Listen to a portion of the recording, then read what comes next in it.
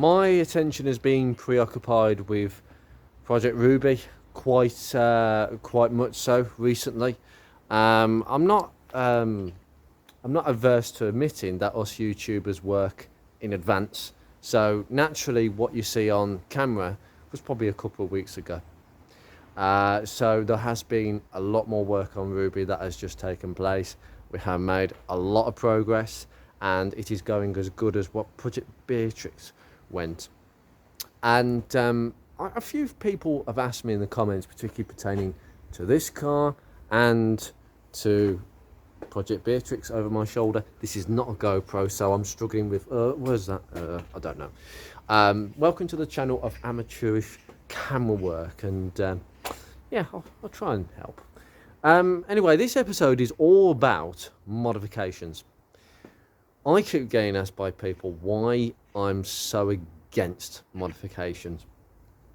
The truth is, I've been there and done it with this particular car. So if you see this photo here, I messed about with this car about 6 or 7 years ago, and it started as a bit of paint work, and then I started doing some of the strips, and then I did the fascia inside the interior, and then it just got out of control. It ended up being the wheels and every single bit of plastic trim you could get your hands on, and I wanted to do the tailgate handle trim as well, where you put your hands. I mean, goodness me, that wouldn't have lasted very long. And suddenly it extended to the engine bay. But, and this is the major point here, because I lacked the skills mechanically at that stage, I was not getting in for this suspension upgrades and engine upgrades. And thank God I didn't have the skills, because if I had had the skills of today, I would have almost certainly got sucked into the Ford culture, and it is a Ford culture of modifications, and that is lowered springs, coilovers.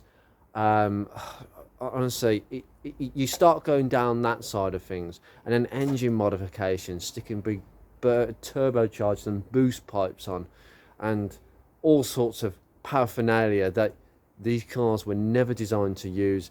And quite frankly, I think some of these modifications are entirely inappropriate. They are fitted by owners who, quite frankly, don't know better in many respects. The first question I always ask someone whenever I encounter a modified, let's say Ford, and I've encountered quite a few of them, is why have you done this to your car? What made you do it? Quite an open-ended question. I'm not being negative, I'm not being positive, it's an open question. And that is where I gauge whether an owner has actually got this, and they've actually been using this, and there's actually some sense of logic in why they are modifying their car. Because isn't the purpose of modifications to make the car more functional? I mean, that is what a car is, isn't it? A car is a functioning machine. And I've seen a lot of modifications, particularly with Focus Mark 1s, down the years, where I think that's not appropriate, and that will make your car worse and less usable and less functional as a vehicle. And I don't care if, like, you know, this car, I use this car mainly for shows now. I don't care whether it comes out 10 times a year or it's a daily driver. You want your car to be as functionable and usable as possible. And adding things like coilovers and lowered springs, they kind of make it less usable. But anyway, I'm going to avoid suspension modifications today. I really want to talk about engine modifications, because we all like some visuals. We all like, you know, some bits of trim painted up and everything. I've done that. I did it with my this Focus here. I don't mind admitting that, and I kind of regret doing so. I think it was a waste of money, and that's what I think about modifications. I think they're a waste of money. I think there's a whole market out there which panders and encourages people to go the next level, go the next step, because they want business. It's a business world. We live in a corporate world, and naturally that's why I think modifications have been pushed so much, because it keeps manufacturers in business without, I mean, I'm not being funny, without the added benefits of advertising. K&N, Pipercross, all the air induction companies would not exist today. I don't think much of their products whatsoever, to be honest. I think there's minimal There are minimal benefits to adding something like a cone air filter. In fact, it's actually minus the benefits, because I've actually fitted a cone filter to this car. I fitted a Piper Cross cone filter without a box and discovered that in the summer on hot days, this car bogged down. It sounded much more raughty. Don't get me wrong, the sound improved. That's another lesson for another day, really. You know, I can talk about exhaust sound modifications. I can talk about bodywork, visual modifications. I think the visual stuff I can understand because it makes a car more attractive to look at. And when it comes to making cars more attractive, naturally we want them aesthetically appealing to ourselves. So each their own. I had, you know, US spec rear lights on this. So yes, it was much more appealing, but it has to be on a certain level. There's a certain point where you can do too much and then it starts to look a bit funny. Exhaust modifications, I understand why people do them. Again, I had a catback exhaust on this, but actually I thought it was quite boomy and tinny, being a stainless. I don't like stainless systems. I really don't like them. They're too tinny for me. And they can be a bit boomy and crashy and raspy, and I'm not being funny. I've seen these on, I think it's either on, there's a couple of systems. The Mongoose system is probably the one I would recommend, but there's one system that makes these Focus Mark 1s, regardless of engine, whether it's a diesel as well, sound like an old fart going down the road, and that's not a cool thing. It really isn't. I can understand why people want to mess about with cars in general. Rovers are a different kettle of fish. People don't mess with Rovers. 80-90% of Rovers and MGs, the MG equivalents, like the MG ZS in this respect, they are not modified whatsoever. Why? I think the Rover community is more or less quite happy with how their cars were actually developed in the first place, and therefore there isn't an intoxicating culture of, well, what's your first mod? What are you going to do? And that's what you get from Ford culture. That's what I don't like about the Ford culture. That's what I love about the Rover community. The Rover community is a lot stronger when it comes to actually saying, no, that's not appropriate. You shouldn't be doing that. Just leave it alone. What's the point? And especially when it comes to engine modifications. So in terms of visualness, again, there's a lot. I could talk forever about visualness, but it is important to get the aesthetics right for you. But what is right for you may make you look like a bit of a wally in front of other people. And quite frankly, when I see people with gold stripes, gold wheels, with the biggest, fattest exhaust ever, that sounds, well, it could wake you up. Well, it will wake the neighbours up. It smacks of one particular thing. Look at me. Yeah, that's exactly what I think of a lot of modified cars recently. I mean, we're not extending this to just Fords, we're extending it to Vauxhalls, JDM, whatever it is. I think JDM JDM is an entire culture in itself. It is the form of modifying. It just is in itself. But Ford, there are two versions of Ford. Ford modifying, Ford original. And Focus Mark 1s, original please. That is just what is appropriate for them, and my group is based around that value. And you can preserve cars just like this, okay, as original as it left the factory, and it shows. And this is the beautiful thing about originality as far as I'm concerned. It shows the culture, the time period of the time that this car was made, the culture of the people, the skill set, the skill level, the design insight, everything you can feel and smell, particularly from the interior and from the exterior. You can just get a sense of the time that these cars were designed and made.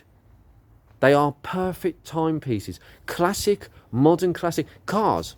Original cars, as they left the factory, are a beautiful, whether you like them or you don't, are a beautiful timepiece of when they were made and when they were designed. You don't want to disrupt that, because if you start adding things to it, you lose that sense of originality, that period feel correctness, that correct nature of a modern car, a classic car from this time.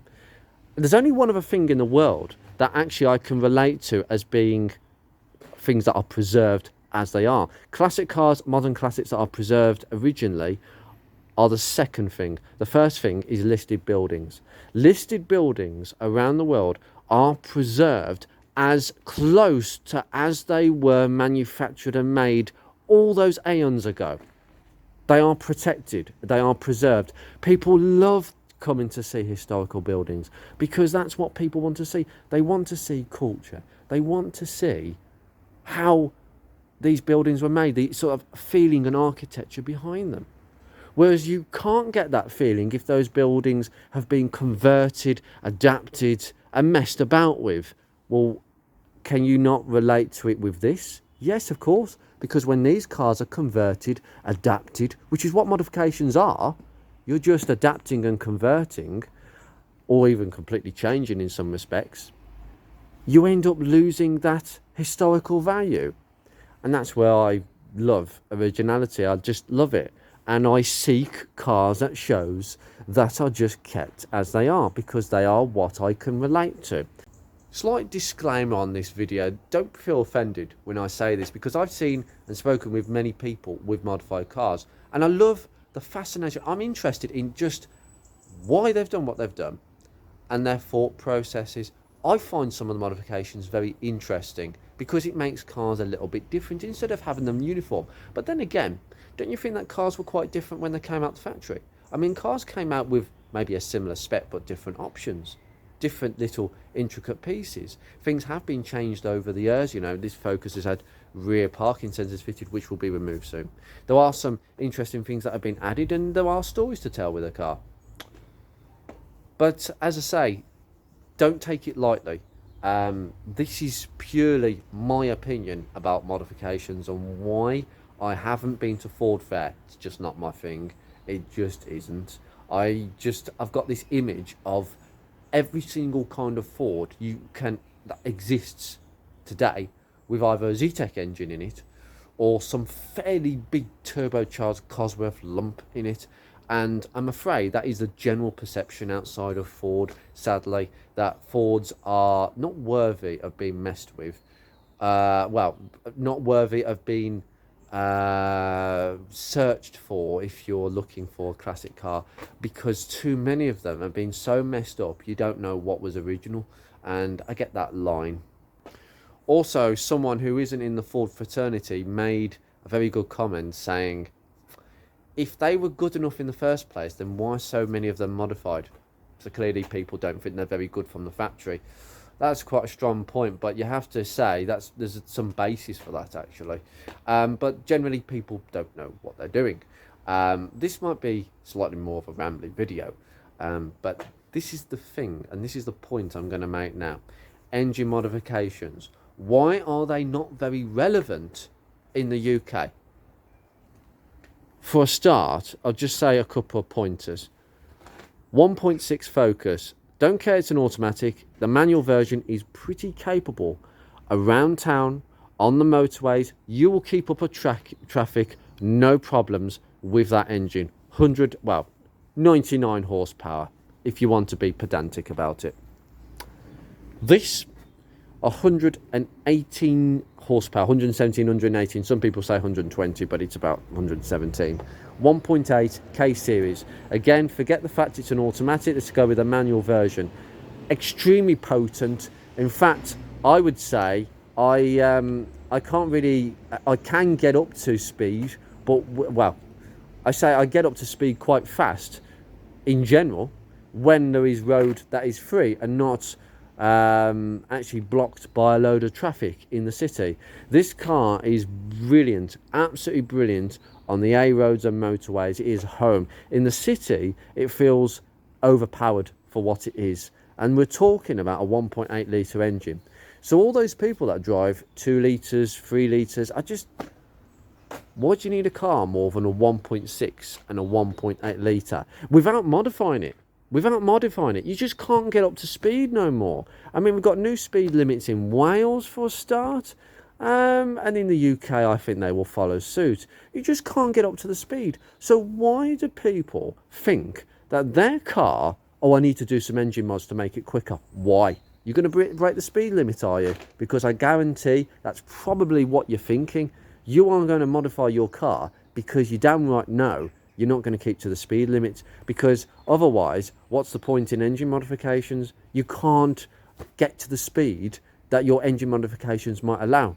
Secondly, engine modifications, you are messing about with the design of this car. It goes for the same, goes for styling modifications, exhaust modifications. All these things were designed absolutely to perfection in the design process. People that work in teams to design cars must be screwing their hair out when they see people with big fat exhausts, coilovers, lowered springs, all the engine mods to go with all the styling kits. They must screw their hair out, because it's like, people obviously thought my work wasn't good enough. They obviously thought what I was doing wasn't good, was it? And you are. Because Joe Bloggs is basically saying that he knows it all and the car engineers didn't know anything. And quite frankly, whatever we've done isn't good enough. So we have to stick whacking great turbochargers to the engine to make it go faster, to get to a speed that I can already achieve, but I can't really achieve it in the UK. But stuff the speed limits, I'll just do what I want. Yeah, pretty much.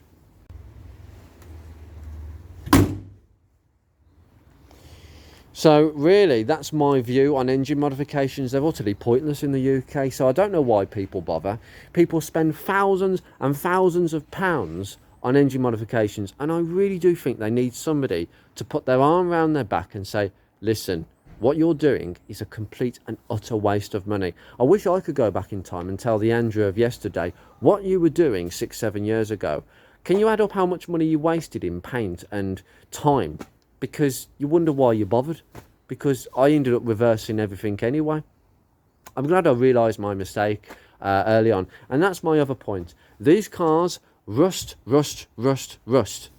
These are not cheap cars to own no more. You are going to need to do welding on the arches, welding on the sills. The rear suspension is going to need to be rebuilt properly with new bushes, new arms and everything in the very, very near future, probably imminently for most of the models now. On top of basic servicing and broken switches and maybe the odd bit of broken wiring, particularly the ones that go in the boot, you're going to be faced with a plethora of expensive issues to keep these cars on the road. Forgetting things like your tyres and basic stuff just to keep the car rolling down the road. And you want to stick great big coilovers and lowering springs and bush kits and all sorts of skirts and spoilers and, oh my God, honestly, please, why do you want to spend thousands of pounds on a car that needs work, that it probably needs up to £1,000 or £2 on the welding? Concentrate on that first. And that's why, sadly, so many of these are scrapped. Not necessarily Rovers, but so many of these are scrapped because people have spent thousands of pounds on modifications, but when the real work needs to be done, they faff around and they moan and they whinge and then they scrap the bloody thing. And talk about whinging, this is the laughable bit. And I've been messaged before YouTube. I used to be on the Facebook groups for these very consistently, and I put a lot of posts up, so clearly people knew me as someone who was knowledgeable on the cars before I started YouTube, which is kind of why I started what I did, really. And I get occasionally messages from people saying, I've got this particular problem, can you help me? And both of these guys had two completely different issues on their Focuses. And when they showed me pictures of their cars, I could kind of see what the problem was. They had messed around with the car so much.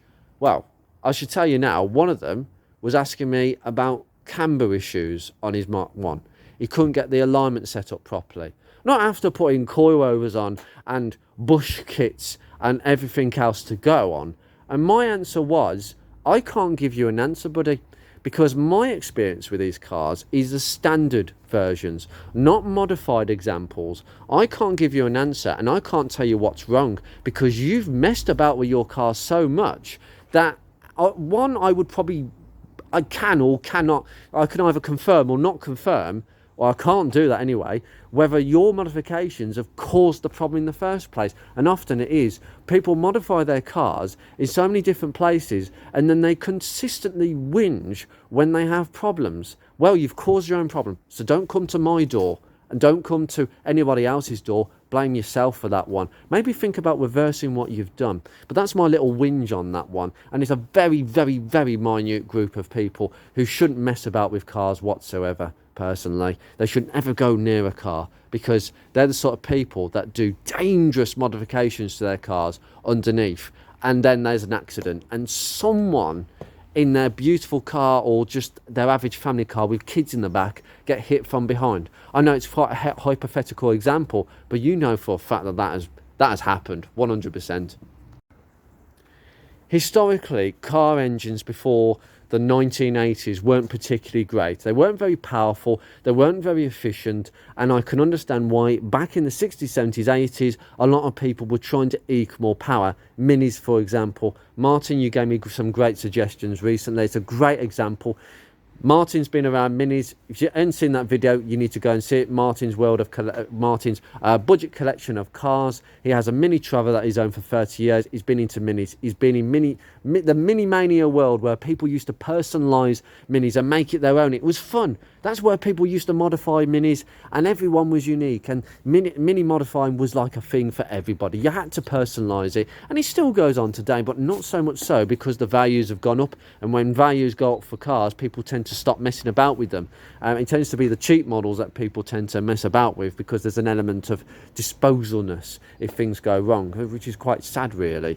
But minis, if you bought if I bought a Mini 1000, for instance, or an 850, you can upgrade it, put a sticker for a 1275 A series in, and you get a lot of oomph for your money. You can do twin carb conversions, you could do a whole load of stuff, and that's what people did to a whole plethora of cars before the 80s. Not saying it stopped in 1980, by the way, guys, it still happened after, but by the mid 80s and the 90s and the noughties, cars in general were just great. There weren't many bad cars manufactured in the 90s and noughties. There were slightly more blander cars, flaky cars that didn't really have any sort of character to them, and they were sort of flaky around the edges, but they were good cars and very reliable cars. So for me, messing about and modifying them makes less sense than what it did before. So I think the culture of modifying engines probably started in the 60s, 70s, 80s, and then it continued into the 90s, noughties with cars like these, not really these, but particularly these, and Ford Fiesta Mark III's, Project Ruby. Many Ford Fiesta Mark III's have been modified to absolute yep. And it's a sad thing. There's no need to modify those cars, because they were great cars to begin. Well, I'd say great cars. Fiesta Mark III's were very good cars, very modern, very modern. These were very modern. There was no need to mess about with them in that respect. So that's my intake and my logic when it comes to modifications, and why it's such a shockingly bad idea and a waste of your hard-earned money. And on this channel, I really do triumph that. This is not a video knocking every single person who's modified their car. I've modified my cars. I've done that. You've seen that. I've messed about with it. And to be honest, would I buy one and then... I was tempted to buy another one years ago and then modify even more. So I'm not squeaky bum clean, and I cannot say that I am. I think everybody may have had a little bit of a thought about doing something rather cheeky and rather fun, and that's what it's about with cars. It's being cheeky, it's having fun, but you've got to do it at a certain level, and there's a certain level on the visual side, on the exhaust side, and on the engine side that is too much. It goes too far, and you're starting to have more problems because you have actually messed about with it too much. I know that people are going to, you're going to laugh when I say this as another example of why I think engine modifications are just utterly pointless. 1.6 automatic, 1.8 CVT automatic, okay? 4-speed auto CVT, okay? I consider this car to be more than adequate enough for UK roads. You may feel differently, everyone is different, but I feel that this car is well and truly powerful. This K series puts out a punch. It's torquey, it's revvy, and quite frankly, I feel that the roads, the speed limits in this country are actually so low, I can't use the full power of this engine. The Sigma, I can just about use its full rev power. just about, because it's just slightly less powerful than the case is, being a 1.6. But it still feels very adequate. Even with that automatic gearbox, I can overtake people in the right-hand lane, all those middle lane hoggers and all that. I can overtake people with this with comfortable ease. So I don't understand why people need cars actually with bigger engines than this, in truth. But it does beg the question of, why do you need more power? Why do you need more power? The best thing is, this car, actually, I was opposite traffic lights with a Mark III Golf opposite me, coming back from a show, from the heart of Midlands, the heart of England, I should say, Classic Car Show in Meriden, very recently. And I was opposite some traffic lights with this car, with a Mark III Golf. Now, his Golf was lowered, slammed, sounded really rorty. It had been messed about with quite a few modifications. And I looked at his car, and I think he took a look at my car, because it's such a nice car, the Rover. It looks clean, and it looks as well looked after. So at least he actually acknowledged my car, because some people just don't. You might just think it's an ordinary person or someone who is a non-car enthusiast, put it that way. And I, on putting, on the traffic lights actually turning amber, I went straight forward. I put my foot down on the floor, and that CVT gearbox, whoosh, straight down the road. I left him for dead. He was still scrangling with his gears, first, second and third, and I left him for dead. I know some of you are going to laugh at what I said, and you're not going to leave me. But that's the utter truth. I left him for dead. He caught up with me because I got to the speed limit of 40 miles an hour, and he naturally didn't want that to happen. He wanted to have the last laugh and just zoom past me and took a glance at me as he overtook. I just took a glance that way, and it was like, yeah, I know where you've overtaken me. Egotistical and all that. But I thought it'd be quite an interesting example, that, because that was a rather fun moment there. And it just goes to show, well, CVT gearbox is brilliant in this. Just goes to show, though, all the modifications in the world, and I've still got a better engine. And it kind of invigorates my point slightly. You buy the car to suit your needs. You don't buy a car that isn't suitable for you and then change it to try and be suitable for you. You don't buy, if you want a 2-litre engine, if you want a car that packs a punch and has got a real good punch down the road, 1.8k series or 1.8 Focus or 2-litre Focus Mark 1, more than a 1.6, punchy and performance orientated, definitely, okay? Then you go and buy that car. You don't think, well, I'm looking for a 1.8 Z-Tech, but I'll tell you what, I can't afford the insurance, so I'll buy a 1.6 Sigma and try and modify it to get it up to a 1.8 standard. So I'll put a cone filter box on it. I'll try a few bits and pieces, maybe an uprated coil pack. There's no such thing, by the way, no such thing. I might try a racing ECU, which there are some about if you go to a certain place. Again, business, they want business, so modifications are promoted because that's how business rolls. And that's what a lot of people do. They actually buy a 1.6 Focus and they actually upgrade it to an ST170 replica. And as much as I know people, I personally do know who've done this, as much as that's your choice, I don't understand it. If you want an ST170, you buy one. Yes, the insurance might be hard, but the cost of actually having it up to a 2-litre standard as a replica will cost you probably quite a bit. So you buy the car for your needs and you enjoy it because it's exactly what you need. This is precisely what I need. It is brilliant. I don't need to modify it because it's perfect for me. But people constantly buy cars that are much cheaper and they've got the wrong engine in, and then they're constantly messing about with it, and then they whinge when it's not going right. Leave it alone. I just think it's a total fallacy that Joe Bloggs thinks that by changing the basis of what their car is and prescribing all these changes, that somehow it will make the car more functional than it was when it left the factory. A big sticky 2 fingers up to everybody who designed the cars. And I'll tell you something, the guy who designed the Focus Mark 1 is no longer around. Sadly, Richard Page-Jones is no longer with us. A genius. His career spans a long way You want to study his career because he's someone that I would love to aspire to have met, and sadly interviewed as well. Hopefully I'd have tried to get him in the Mark 1 scene in some capacity, because that's just the sort of person that I'd like to try and attract, and I'm sure he would have. But he's no longer around with us, and I think it's an insult to his memory to mess about with a Mark 1 Focus by changing it significantly, and that is my line.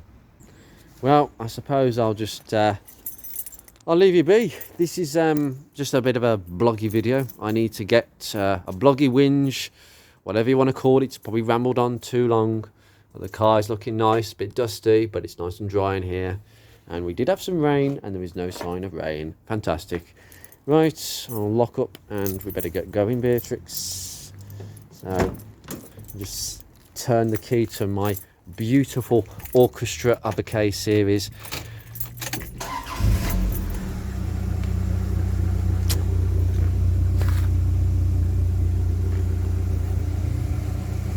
Sweet as a nut. Goodbye.